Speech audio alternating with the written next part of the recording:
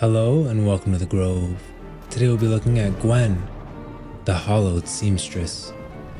A former doll transformed and brought to life by magic, Gwen wields the very tools that once created her. She carries the weight of her maker's love with every step, taking nothing for granted. At her command is the Hallowed Mist, an ancient and protective magic that has blessed Gwen's scissors, needles, and sewing thread. So much is new to her, but Gwen remains joyfully determined to fight for the good that survives in a broken world. Gwen is a champion of the Shadow Isles. This cursed land was once home to a noble, enlightened civilization, known to its allies and emissaries as the Blessed Isles.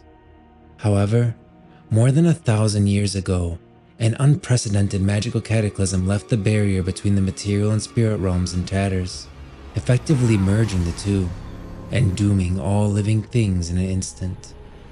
Now, a malevolent black mist permanently shrouds the Isles, and the earth itself is tainted by dark sorcery.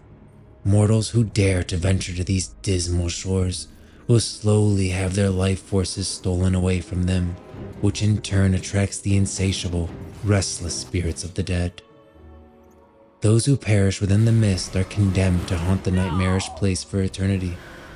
Worse still, the power of the Shadow Isles appears to wax stronger with every passing year, allowing the most powerful specters to roam farther and farther across Runeterra.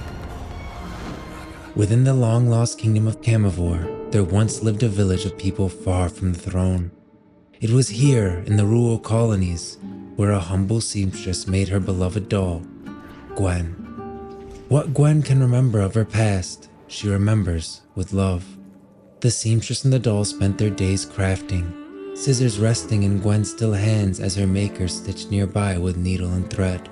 At night, the two could be found crouched under the dinner table, the seamstress challenging Gwen to makeshift duels, the clash of silverware against scissors echoing in their candlelit kitchen. In time, the game stopped and the light faded.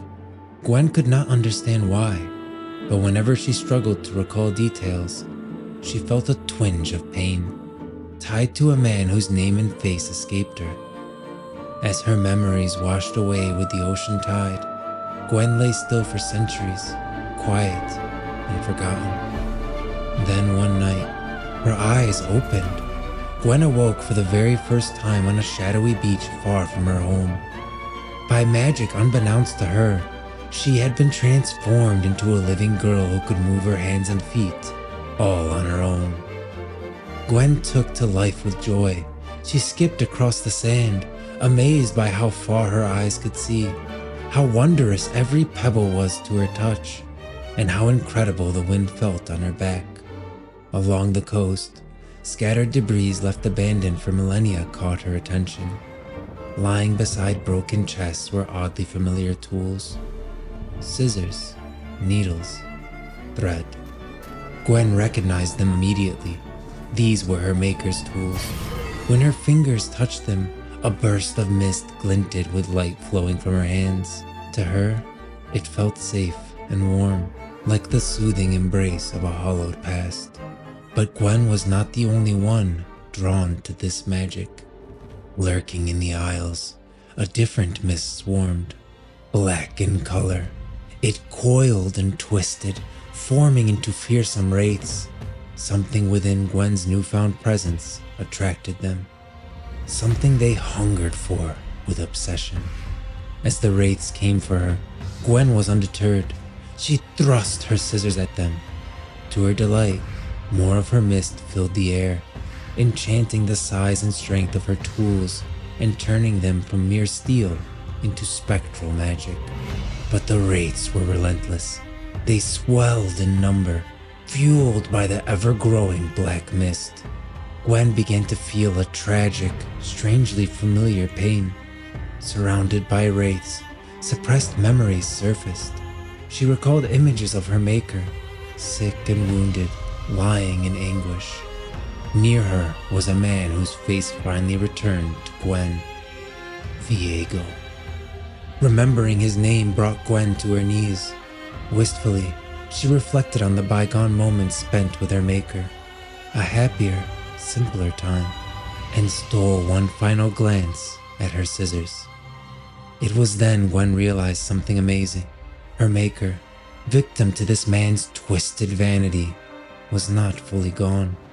The seamstress tools, the very tools that first sewed and stitched Gwen together, were now in her hands. Gwen believed this was no accident. She knew, deep down, her maker was still with her, still fighting. This was a gift Gwen could not take for granted. Grasping needles and thread, she spun clouds of hollowed mist to push back the swarming wraiths. Her scissors slashed hard and fast, reminiscent of those blissful nights when her maker imagined grand battles beneath their kitchen table. Soon, the wraiths were no more. Though triumphant, Gwen recognized this was only the beginning. She could sense the wraiths and Viego were linked, both responsible for the spread of immense pain. With no time to lose, she resolved to track the black mist and stop it at any cost. Gwen expected this endeavor to be strenuous, yet she reveled in every second of being alive, for who knew how long this blessing would last.